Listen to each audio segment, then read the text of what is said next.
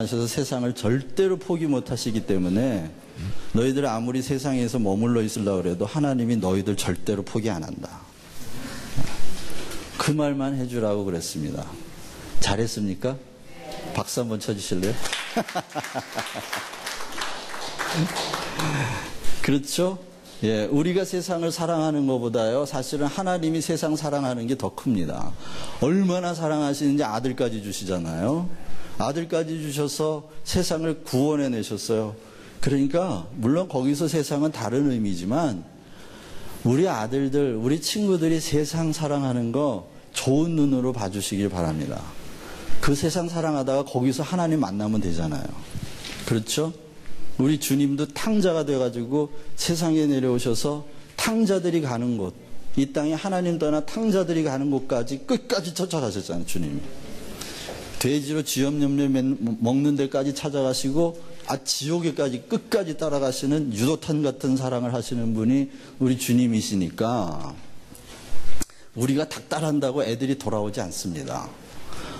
엄마 아빠가 닥달한다고 돌아오지 않습니다. 오히려 그 닥달하는 모습이 율법적으로 보여서 복음적으로 보이지 않아서 아이들 더 도망갑니다. 그러니까 좀 여유 있게 마음이 좀 속이 타더라도 하나님 너 절대로 포기 안 하신다. 믿으시고 여유 있게 대하시면 좋은 일 있을 줄 믿습니다. 자, 그러면 다시 제자 삼기, 왜 제자 삼기 하라고 하느냐? 첫째, 복음, 천국 복음 사상과 메시아 사상을 전하기 위해서인데요. 마찬가지죠. 왜요? 성경의 두 가지 흐름이 뭐라고요? 하나는 메시아 사상, 그리고 천국 사상. 왜 사상이라고 제가 사상이라는 말을 쓰면 기분 나쁜 사람들이 있어요. 무슨 기독교가 사상이냐? 무슨 사상 그런 사상이냐? 왜 사상이라 그러냐? 예, 사상이 맞습니다. 왜냐? 기독교라고 하는 것은 하나의 커다란 세계관이에요. 세상을 보는 눈이에요. 그게 생각의 모양이라고. 그 어떤 사고의 틀이면서 사유하는 방식이에요. 그래서 하나님을 안다? 골로새서 1장에 3장에 의하면 하나님을 아는 사람, 새 사람을 입은 사람은 지식에까지 새롭게 함을 받았다라고 말합니다. 그 말은 우리가 기독교인이 됐다는 말은 이제 생각하는 사유 방식이 달라졌다 이런 뜻이에요. 눈이 달라지니까, 다르게 보이니까, 다르게 생각하는 겁니다. 다르게 생각하지 않으면 다르게 선택할 수 없고, 다르게 선택할 수 없으면 다르게 행동할 수 없는 거죠. 그래서 이것을 사상이라고 제가 이야기하는데 이것을 기분 나빠하시지 않기를 바랍니다. 천국 사상과 메시아 사상, 그것이 성경의 두 틀이면서요, 이것을 제자 훈련, 제자를 삼으라고 말하는 건 일종의 세포 분열입니다. 한 사람 한 사람 제자를 삼는 것과 세계 선교를 하는 일은 조금 차이가 있는데 한 사람 한 사람 제자를 삼는 일은 세포 분열하는 거예요. 다시 말하면 생명이 생명을 낳고 이런 방식으로 천국이 찾아온다는 겁니다. 천국은 생명이 생명을 낳는 방식으로 오는 거지, 그렇죠? 그렇게 오는 거예요. 그게 생명의 특징이잖아요. 천국 사상과 메시아 사상이 한 단어에 걸려 있다고 말씀드렸어요. 그게 뭐라고 그랬죠? 기독교 전체를 걸고 있는 하나의 단어가 있다면 뭐라고 말씀드렸어요? 두 글자. 생명입니다. 예수님은 생명이시고 하나님 아버지는 생명의 원천이시고 성령은 생명의 운행자 또는 생명의 운반자이십니다. 그래서 생명의 특징이 뭐냐? 생명은 생명을 낳는다. 예수님이 하나님 나라를 가지고 오셨는데 예수님의 족보를 보면 어떻게 돼 있어요? 누가 누굴 낳고 예수 그리스도가 낳고 그리고 예수 그리스도 안에 천국이 왔잖아요. 천국 사상은 이렇게 생명이 생명을 낳는 방식으로 우리에게 찾아온다는 겁니다. 그러니까 생명을 가진 사람은 반드시 자기 생명을 나누어 주어 생명을 낳는 일을 해야 되죠. 그게 제자 삼기예요. 그것이. 그래서 천국 복음을 전하라. 어디까지? 땅 끝까지 전하라 라고 말씀하는 거죠. 그래서 개인적인 차원에서의 하나님의 형상의 완성, 그게 개인적으로 한 사람 한 사람 제자 삼는 일의 목적이에요. 왜? 제자를 삼는다 그 얘기 뭐냐? 생명을 나누어 주고 내가 나누어 주는 건 아니죠. 생명이 어디에 속해 있으니까? 하나님께 속해 있으니까 내가 나누어 주는 건 아니에요. 그러나 나는 뭐가 되는 거야? 생명의 통로가 되어 주는 거죠. 생명의 통로가 되어 주어서 하나님의 생명이 나를 통해 그 사람에게 흘러나갈 수 있도록 하는 건데, 그 방식은 뭐예요? 하나밖에 없어. 제자들에게 주신 계명이 딱 하나야. 뭐죠? 서로 사랑하라. 사랑하면 그 생명의 통로가 돼서 흘러간다는 거예요. 그 생명이 흘러 들어가면 그 제자는 이제 하나님의 형상이 완성될 준비가 되어 있는 거예요. 생명이 흘러갔으니까. 그러나 우리가 개인적으로 한 사람 한 사람 제자가 됐다고 해서 하나님의 형상이 개인적인 차원에서 완성됐다고 해서 하나님의 형상의 모든 것이 다 완성된 게 아니에요. 이따가 보겠습니다만은 기독교에는 한 사람 사상이라는 게 있어요. 한 사람 사상. 자, 그게 뭐냐? 우리 이쪽으로 한번 가보겠습니다. 세계 선교로 가서 보시면은 왜 그 복음이 땅 끝까지 전해져야 되느냐? 땅 끝까지 세계 선교를 한다는 말은 온 세상에 하나님의 주권, 인류의 구원, 천국의 도래, 천국가 왔다 하는 것을 선포하는 일인데요. 왜요? 거기에는 성경에 한 사람 사상이 있는데 에베소서 2장 12절 16절을 보면 이렇게 되어 있습니다. 그러므로 생각하라. 너희는 그때의 육체로는 이방인이요 손으로 육체에 행한 할례를 받은 무리라 칭하는 자들로부터 할례를 받지 않는 무리라 칭함을 받은 자들이라. 제가 물 먹는 전에 이거 좀 읽어주실래요? 12절부터 시작.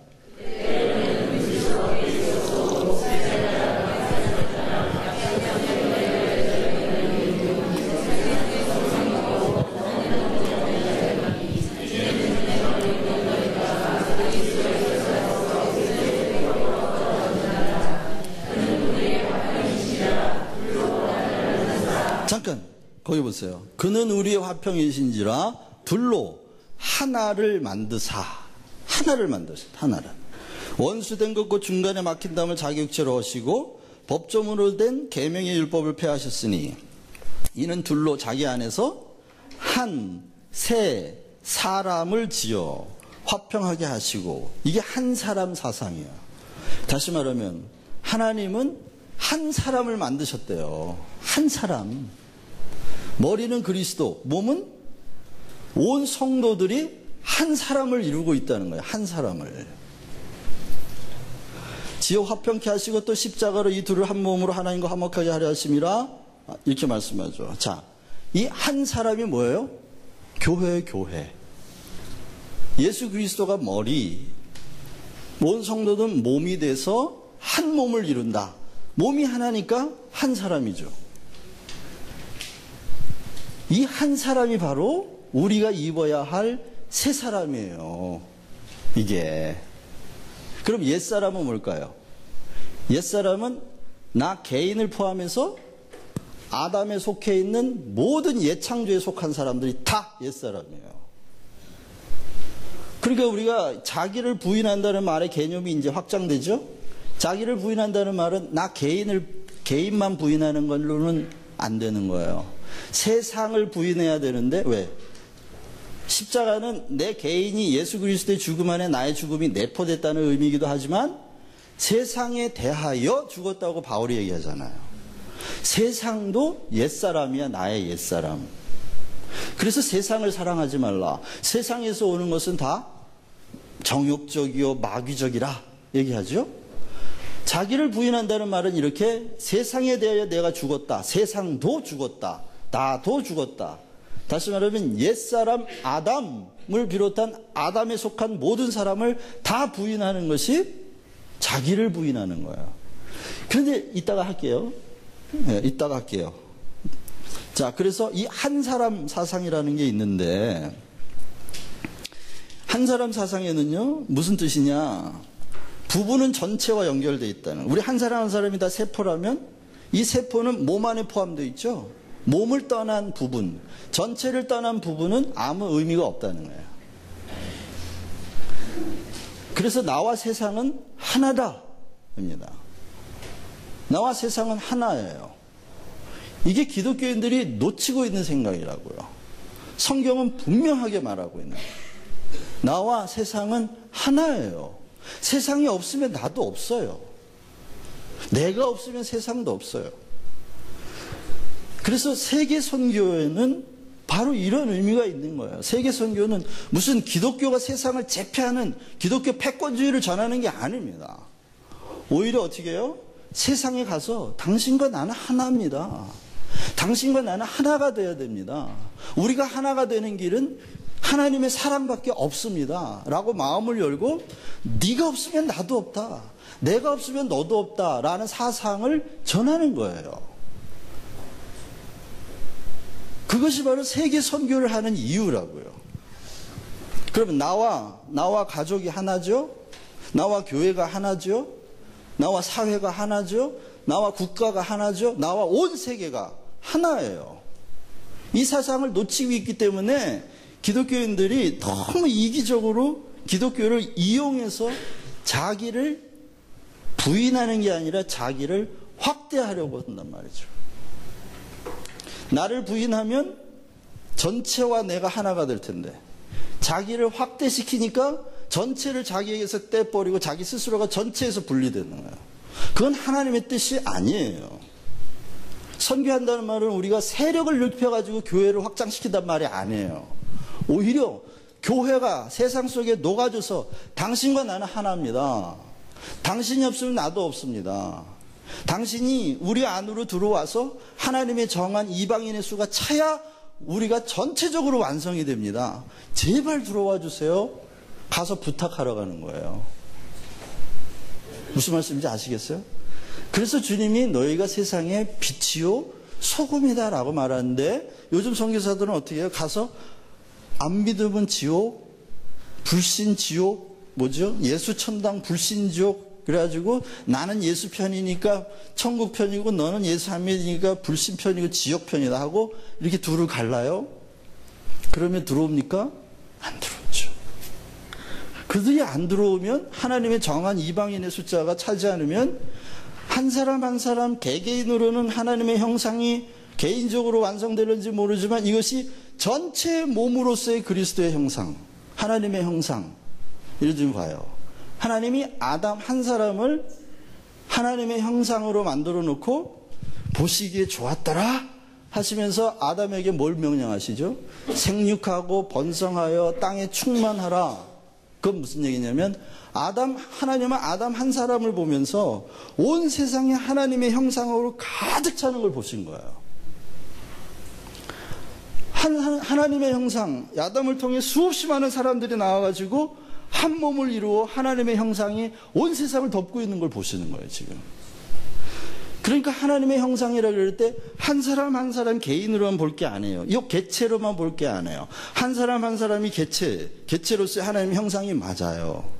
하지만 이 개체는 전체와 분리돼서는 존재의 의미가 없어. 온 인류, 하나님이 정한 이방인의 숫자가 다 차서 한 몸을 완성했을 때 그 전체가 하나님의 형상이에요. 그래서 그것을 고린도후서 4장 4절에 보면 그리스도가 하나님의 형상이라 말씀했어요. 그러면 그리스도가 하나님의 형상이라면 그분이 머리야. 우리는 몸이고. 그러면 그 몸 전체가 다 그리스도의 형상을 입는 거지요? 아들의 형상을 입는 거지요? 그 전체가 다 하나님의 형상으로 완성되는 거예요. 이해가 가십니까? 그래서 한 세 사람을 만들었다라고 말하고 그를 마지막 아담이라고 말하는 겁니다.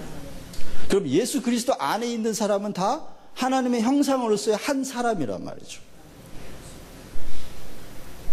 그러니까 여러분 지금부터 나와 세상은 하나다. 이 세상을 항상 갖고 계셔야 돼요. 그러면 나와 세상이 하나라면 내가 나만을 위해서 살면 안 되죠. 세상을 위해 살아야 돼요. 세상을. 하나님이 세상을 이처럼 사랑하셨다는 말의 깊이와 넓이가 좀 확대돼야 돼요. 우리도 사랑해야 돼. 그렇게. 모슬렘도 세상이에요. 불교인들도 세상이에요. 그들과 생명으로 소통할 수 있는 언어를 개발해내야 돼.